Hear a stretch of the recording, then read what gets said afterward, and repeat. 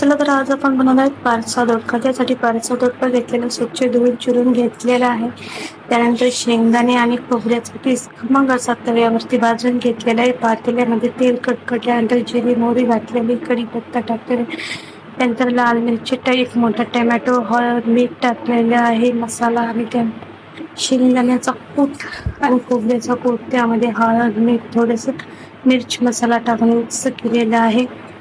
आणि जे आपण पारसा दोडका कापून घेतलेला होता त्यामध्ये मिरच मसाला शेंगदाण्याचा कूट सर्व भरून पातेल्यामध्ये तेलामध्ये टाकायचं आहे.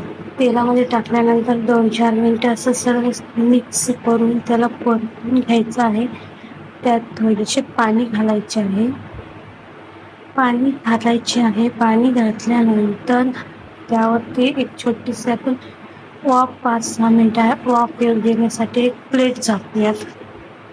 प्लेट झाकल्यानंतर 5-10 मिनिटात ही भाजी तयार होते. अगदी हॉटेलसाठी नक्की